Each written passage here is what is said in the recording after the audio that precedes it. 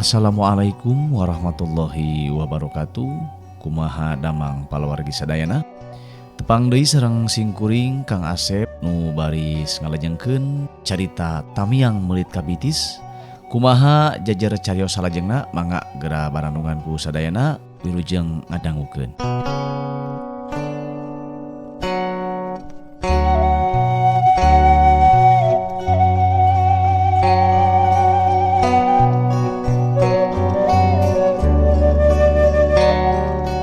Janten ieu teh kumaha atuh salajengna yeuh Wa Umar yeuh? Ceuk Ece. Ayeuna mah kieu Jang, ua rek minta tulung ka Ujang. Sok bejaan tatangga sing loba. Ua teh lain teu hayang leumpang ngan panon geus kurang deuleu aya jam sakieu mah. Penting teh sok lolong kotokeun ua mah. Sok we ku Ujang, anu cengah rek keneh bejaan batur sing loba. Mun bisa mah bejaan DKM ka dieu keduh ceuk Wa Umar. Oh mangga aya kitu mah Wa. Abdi bade angkat ayeuna tuh nya. Ceuk Ece harita. Oh berajang bejaan batur sing loba. Cek ua kumpul ketu limah asih di dieu. Keneh karumasaan mah kumaha engke. Ceuk Wa Umar ka Ece. Beral harita Ece miang manehna rek ngabejaan tatanggana pikeun kumpul di imah biasi rek nyieun tarekah susuganan. Tarekah na hasil bisa nyageurkeun sena nu keur gering parna. Teu kacatur kumaha carana Ece ngabejaan batur jeung dulurna pikeun ngiluna rekahan sena nu keur gering parna. Nu pasti di imah biasi harita ngagimung loba jelema awewe lalaki kolot budak rek milu narekahan sena. Teu wudu biasi ngarasa bunga geuningan tatangga jeung batur salemurna teh masih keneh mibanda rasa duduluran anu luhur. Kabuktian harita di imahna ku lobana jalma nu ngadeudeu kana usahana biasi. Eta tarekah dipimpin langsung ku Bapak DKM. Harita Bapak DKM geus diuk di deukeut lawang kamar sena nyarane kana bilik. Pok atuh harita Bapak DKM ngamimitian cumarita. Assalamualaikum warahmatullahi wabarakatuh.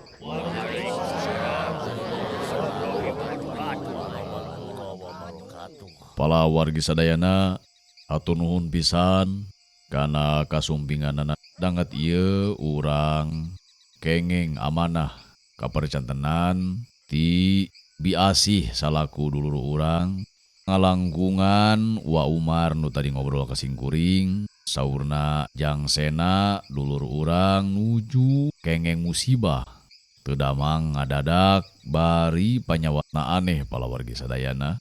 Hapunten nu kasuhun wengi-wengi digarugahkeun jalaran urang wajib ngabantos ka jang sena. Singkuring nyuhungkeun deudel doa ti palawargi sadayana. Urang tawasul sasarangan ka Allah. Urang nyuhungkeun pitulungna kanggo jang sena. Pamugi sagala rupina aya dina pangijabah Allah Subhanahu wa taala. Amin ya rabbal alamin. Wassalamualaikum warahmatullahi wabarakatuh.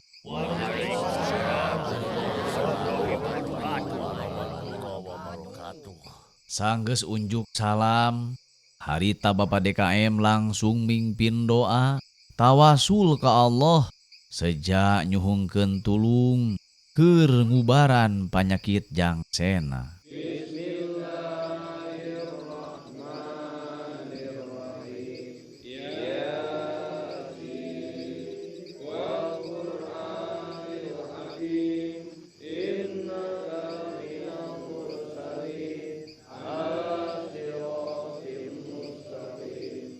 Sararea anu hadir di imah biasi khusyuk ngadoa muntang tulung ka Allah keur jang sena.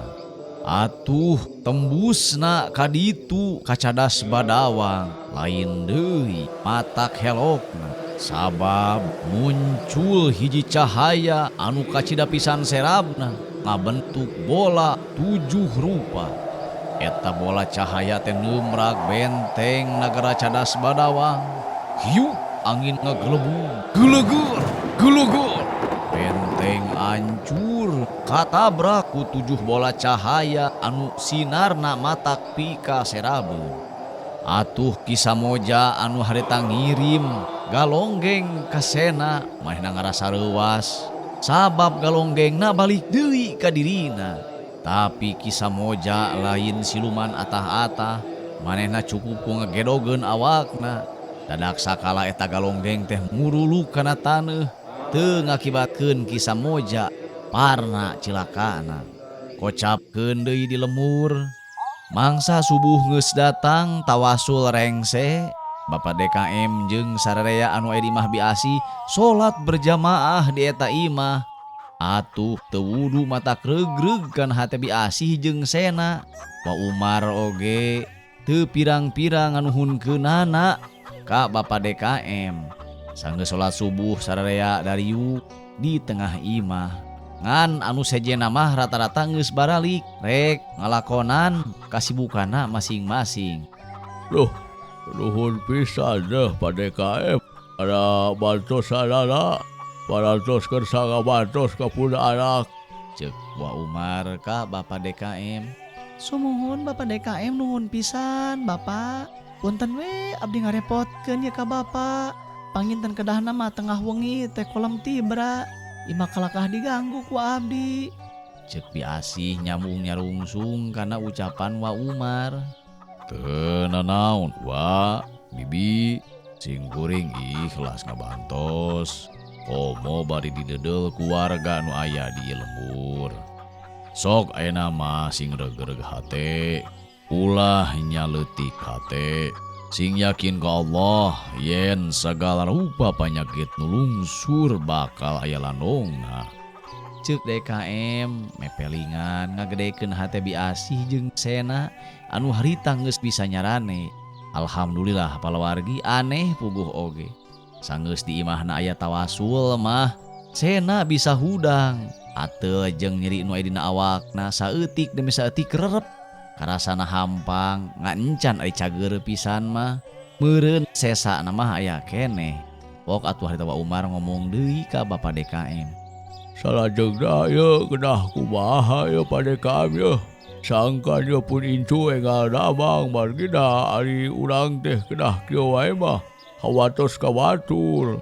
Margi pan anu ngadoakeun teh pangden gaduh kasibukan dina waktos enjingna. Adi unga-ungi kedah tawasul dia mah abdi tiasa kumaha kitu Pak DKM. Ceuk Wa Umar. Bapak DKM sakedapan mangahuleng anjeunna milarian cara keur narekahan Sena tapi tanpa ngaribeuhkeun ka batur salemurna. Mohon Bapak DKM abdi oge bingung dina hal ieu teh. Margi ari unggal wengi kedah ratusan anu tawasul mah. Abdi teh tegaduh kanggo juguhanana Bapak. Ceuk biasi. Ke. Kieu we atuh, kieu. Coba teangan jalma opatan atawa genepan we. Sapeutingna ngaji Quran teh 30 juz. Tah atuh dibagi genep, meureun 5 juz sewang sapeuting. Lamun aya, mohon aya, keun kukuring kemae di buruhana mah bi. Ceuk Pak DKM nyangupan yen anjeunna sanggup muruhan anu ngaji di imah Sena. Atuh Wa Umar bungah.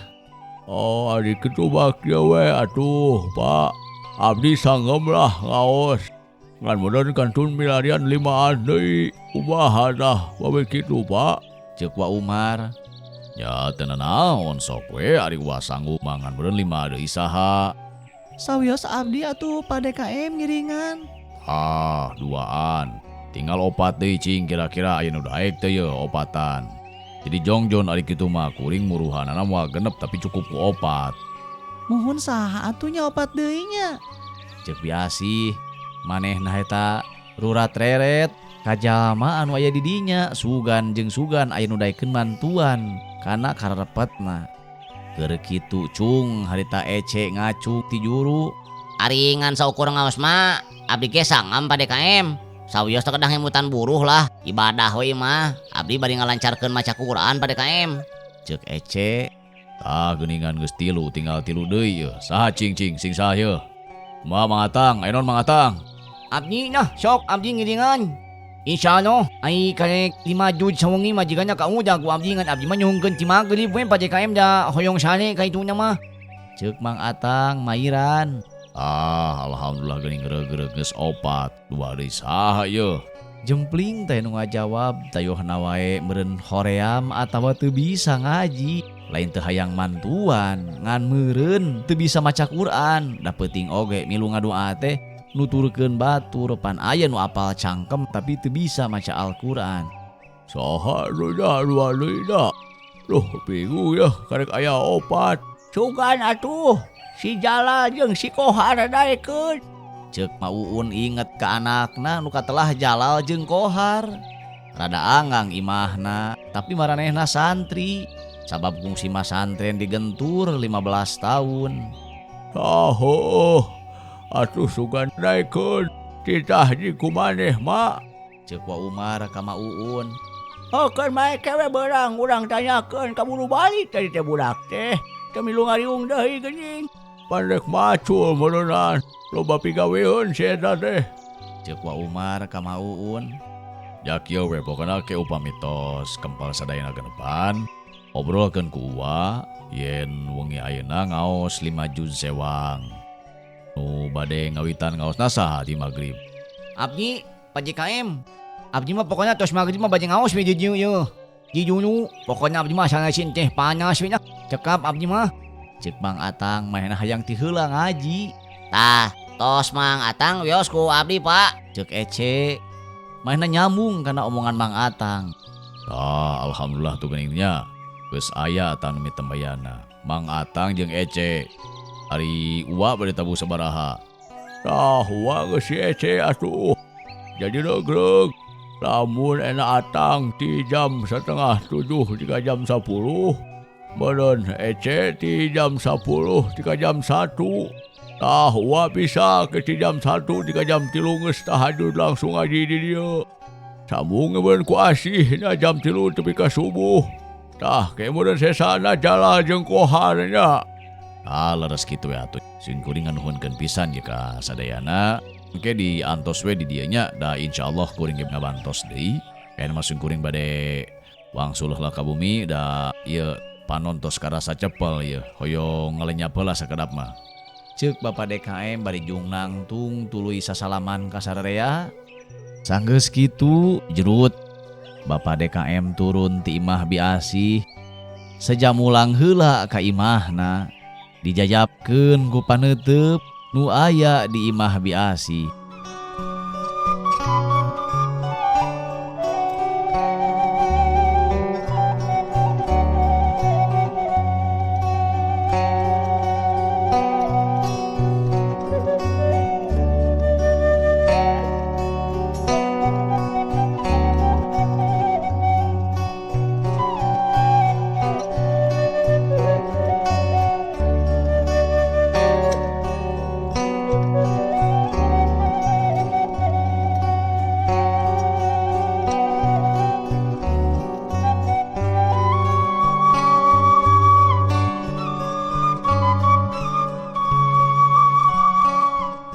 Kocap beurangna di imah Bapak DKM aya nu keur ngobrol tiluan sing horeng Jalal jeung Kohar nu ngahaja datang nepungan rek mermanakeun pancen ti bapana nyaeta mantuan ngaji di imah sena. Pok atuh eta Bapak DKM nanya ka Jalal jeung ka Kohar anu geus dariuk dina kursi. Jadi ujang duaan geus diobrolan tadi ku tuang Rama. Parantos Pak, tadi teh pun Bapak ngobrolkeun saurna butuh guru ngaos di imah Nya Asih. Ceuk Jalal ngajawab pananya DKM. Syukur atuh geus diobrolan mah. Ya tada butuhna teh 6 urang sapeuting. Jadi 30 juz dibagi 6 dan 5 juz sewang. Tepati seungah lah 5 juz mah. Ceuk Bapak DKM deui. Eta teh ari waktosna kedah sabaraha lami Pak ngaos teh? Sabenerna kuduna mah 40 poe.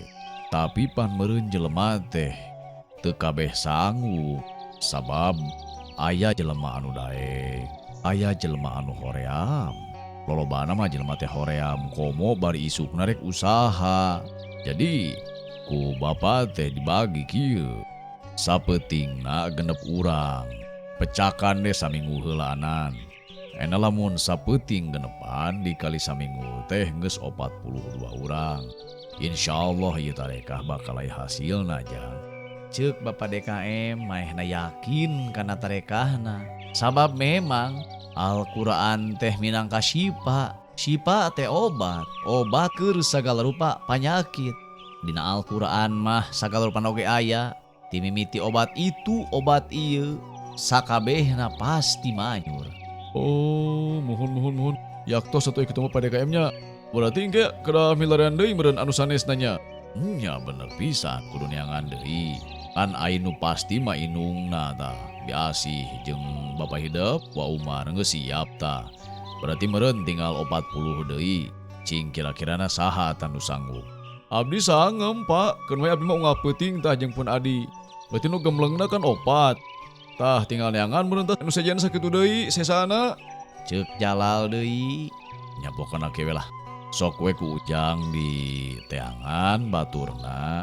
Pokona saminggu we pecakan heula saminggu cing. Kira-kirana aya hasilna teh ieu tarekah urang teh. Dari Bapak mah yakin ieu tarekah teh bakal aya hasilna keur sena. Mangga tuh Pak, ari kitu mah abdi bade milarian barudak atau nepi milarian wargi lah kanggo mantosan ngaos di bumi biasi.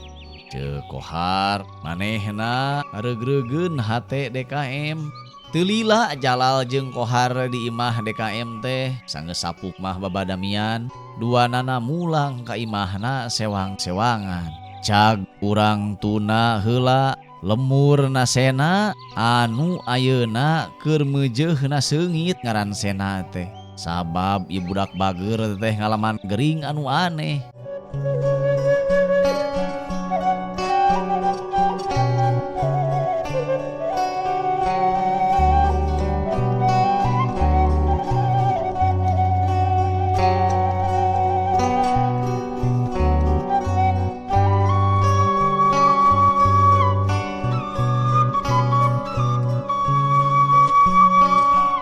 Ayeuna urang caturkeun heula si Bahlil anu harita manehna keur usaha neangan duit pikeun nedunan syarat ti Baping Burik.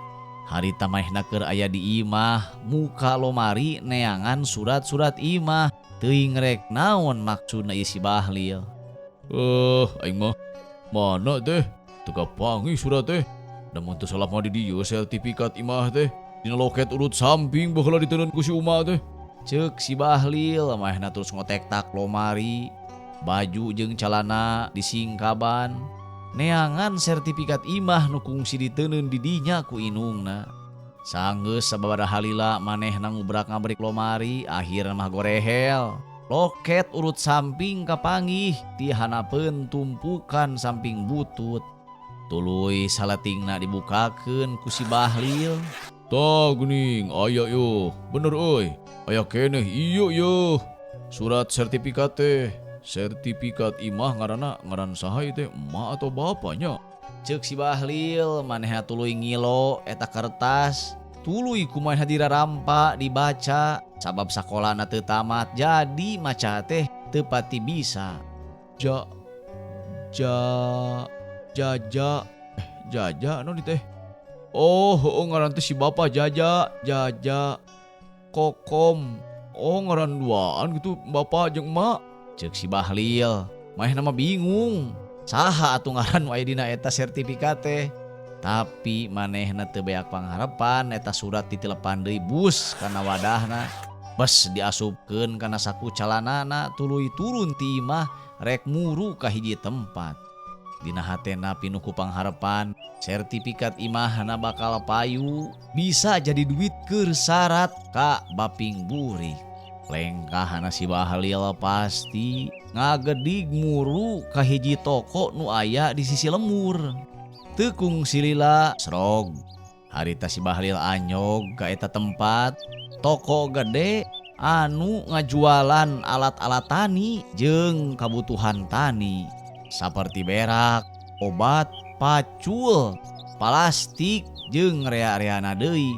Nu boga eta toko teh babah urang Cina, babah totok gemrot ngaranna Bengcut.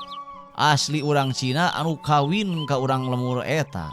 Sup si Bahlil asup ka toko kasampak teh si babah keur diuk dina kursi bari ngadengekeun musik. Bangun nu tenang pisan. Hayah, alo, kamana wae ya si Akang. Kakala panggil deui jeung oe yeuh. Kumaha nama ka? Ceuk babah Bengcut bari ngasongkeun leungeun ka si Bahlil. Cager kok cager. Kumaha tuh? Engko cager ya. Ceuk si Bahlil. Oe teh kecaga eta mah oe teh. Kamari mah oe teh nyeri coko. Nyeri coko teh naon kok? Nyeri coko, ieu teh coko pama kenca. Oh, jadi suku meni cokor atuh kok kos kahayam wae. Ceuk si Bahlil. Aya naon atuh ieu teh? Aya nu bisa dibantu kowe ke Akang ya? Aya ieu kok, aya perlu saeutik ya. Heuh sok atuh. Diuk ditah sok diuk. Jeung oe di diuk sok. Alek ngopi, susu, atawa alek cinte, atawa alek cai naon? Cai kolomela make es batu geunah. Ceuk ko Bengcut heureuy ti dituna mah supaya leuwih wanoh jeung leuwih loma ka si Bahlil. Manehna butuh kubalad sabab di lemur eta eueuh nu resepeun ka manehanana. Dan nu balanya oge lolobana mah urang lemur tatangga. Da lemur eta mah nyahmeun harga di toko si Bengcut luhur. Kembailah teu kudu disuguhan segala rupa da moal hayang nginum kuring mah. Era kungko. Teu kudu era Akang yang ngomong ka kuring. Ngomong sok. Teu kudu kok, teu kudu. Aya naon atuh sok aya naon? Aya sok gelang ngomong pok peplak gelang ngomong kawe. Kieu kok. Kuring teh butuh duit. Lah dan teu gede, diteker modal. Oh, siakak teh butuh fulus. Butuh duit. Sabaraha duit Akang butuhna sok ngomong kawe. Hari butuh nama kok 10 juta itu. Geuning leutik atuh 10 juta mah ka. Si gede atuh ngalah pugu we merena. We rek nulungan ka Akang ye. Ya nuhun kok ada dek nulungan mah, tapi dah butuh nage. Sakitu 10 juta ente gede. Ke. Kapak duit mah loba deh we. Tapi eta 10 juta teh kenaon ka?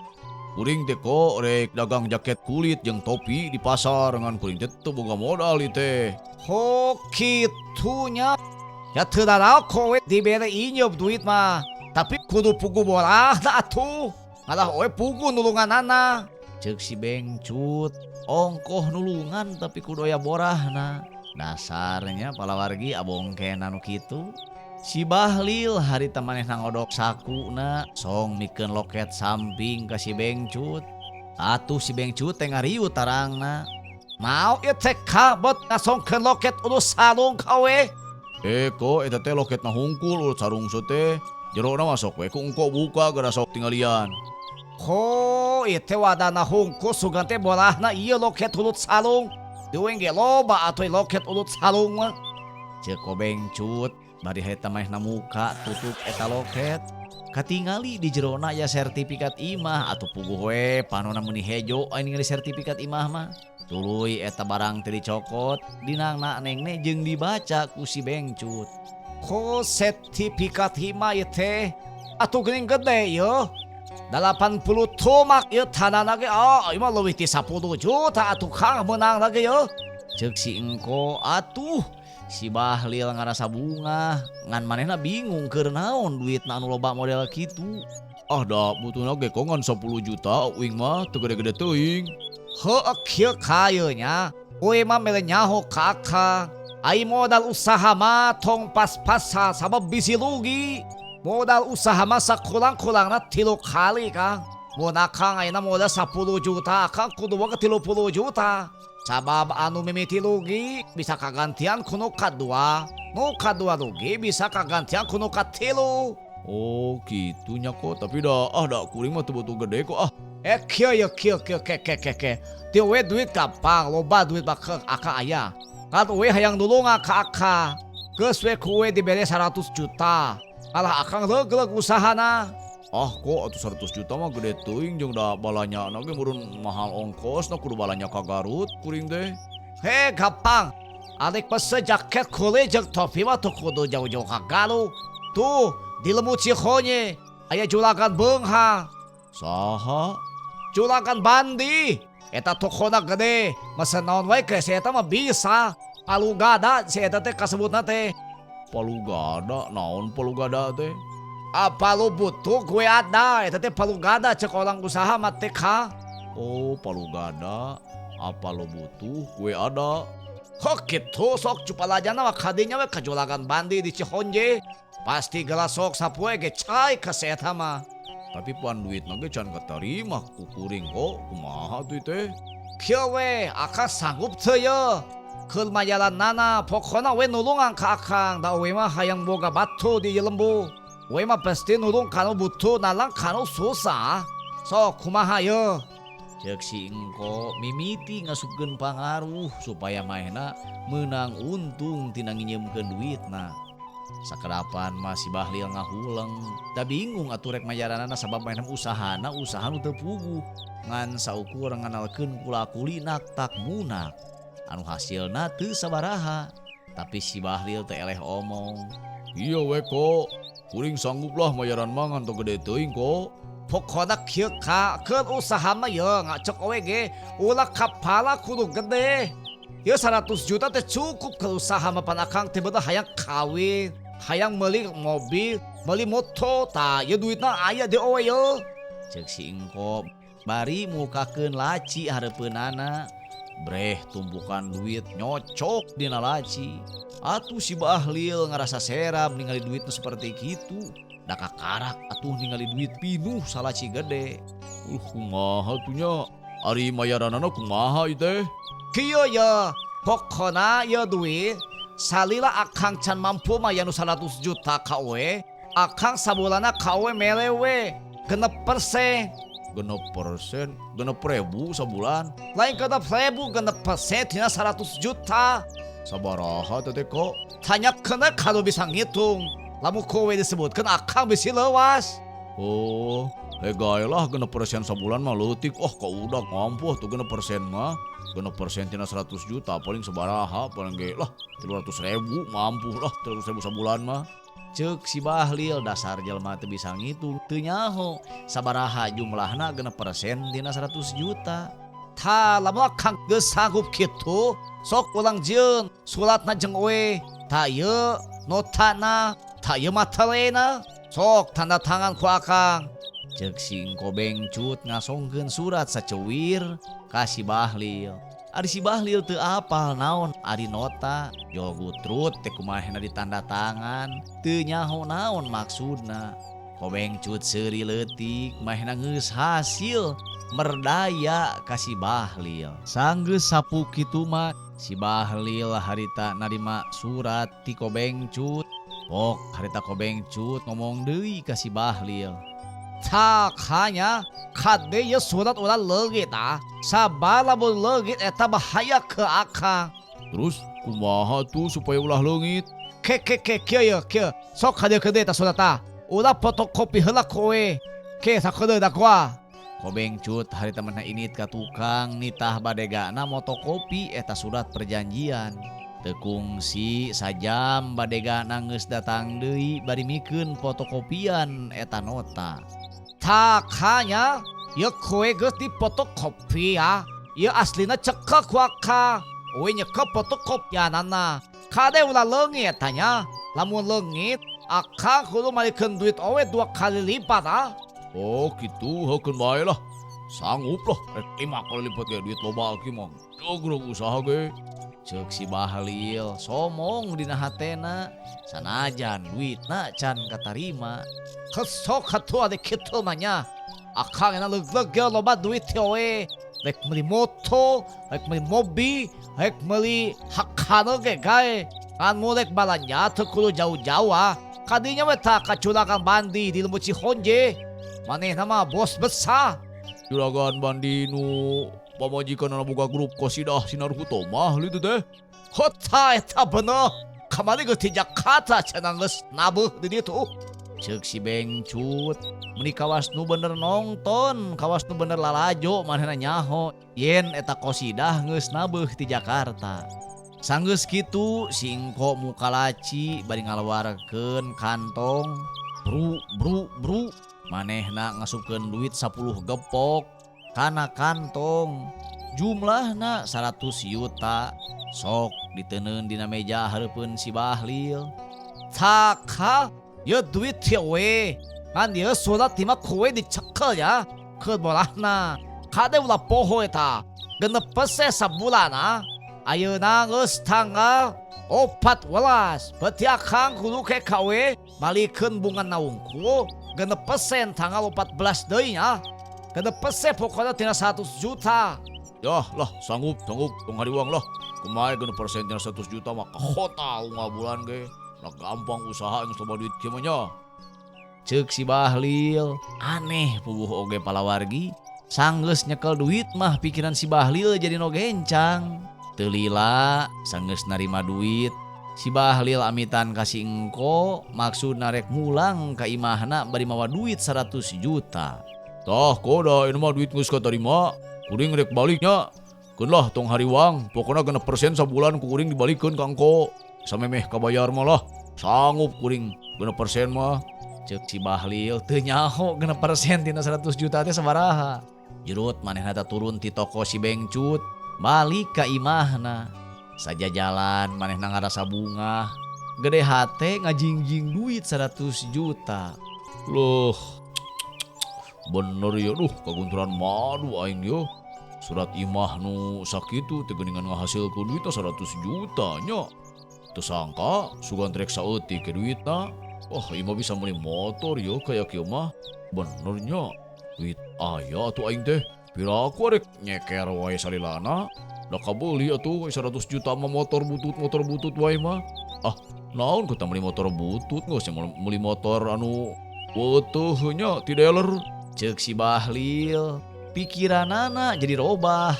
Anu asalna moal meuli motor teh geus nyekel duit mah jadi hayang meuli motor. Pikiranana aing geus boga motor mah cenah gampang init-initan, gancang dina lumaku. Tah kitu pamiarsa sadayana, pangaruh riba tiasa ngarobah kana pikiran jeung kana pasipatan. Kade pamiarsa ulah nurutan, margi riba teh mangrupikeun musuh Allah sareng musuh Rasul.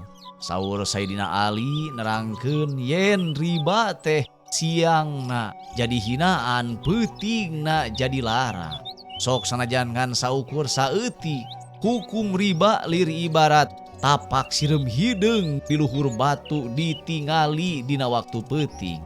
Aya hukumna tapi teu pati kaciringan dosana. Subhanallah, Masya Allah, gede pisan palawargi.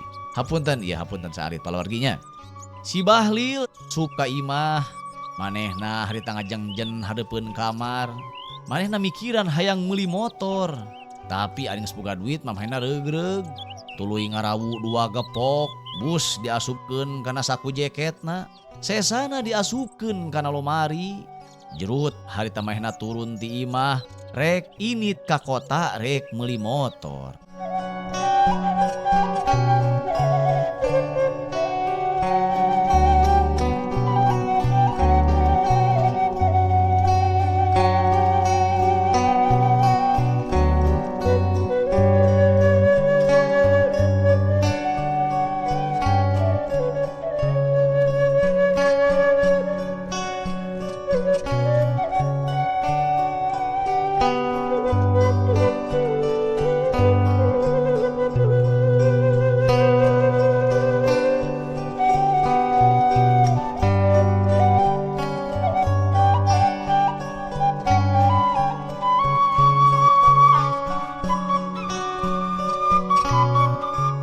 Ayeuna urang kocapkeun deui di lemur Sena.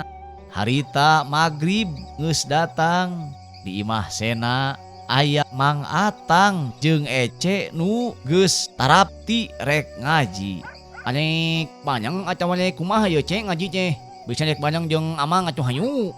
Ceuk Mang Atang ka Ece. Ah, moal Mang, kuring mah rek ieu heula, rek ngalenyap heula sakedeung. Di dinya we tadi deket dapur lah. Sok we Amang mah ngaji ti heula. Ceuk Ece ka Mang Atang, manehna hayang sare heula. Nya teu nyaon atuh kitu mah. Keun Amang atuh ngaji teh heula nya. Ece mah sok we kan nyap heula mah. Amang paling beres jam 10-an. Samung ku Ece nya. Ceuk Mang Atang, bari harita manehna ngarekepkeun silana tuluy nyokot Quran tina kantongna. Quran warisan ti nini akina asli ti Mekkah. Harita Mang Atang ngamimitian tilawah maca Quran ti surah Al-Fatihah. Regreg karasana ku biasi jeung kusena malah Ece oge anu geus ngagoler deukeut dapur ngarasa tenang ngadenge Mang Atang ngaji. Harita Mang Atang ngaji geus ampir nepi kana 3 juz. Waktu kurang leuwih jam 7:30 di luar ngadadak geuman. Angin rada ngagelebug tarik nebak kana tatangkalan nu aya di sabureun imah biasi. Mang Atang teu malire kana kaayaan anu aya di luar, tapi Mang Atang ngan saukur ngarasakeun tiris biasa. Atuh ku kituna Mang Atang ngarekepkeun silana jeung nyinglitkeun sarungna ka luhur, sangkan tongongna teu karasa tiris.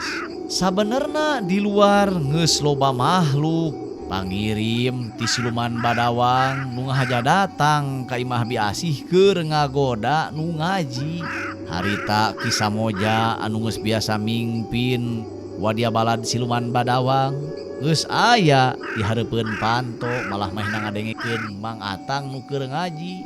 Karasa ceulina sing haream panas, peurih asa ditusukan ku jara. Palawargi sadayana geuning waktosna teh tos seep. Kumaha atuh lajengna ieu carios mangga Bandungan wae dina seri salajengna. Hatur nuhun. Assalamualaikum warahmatullahi wabarakatuh.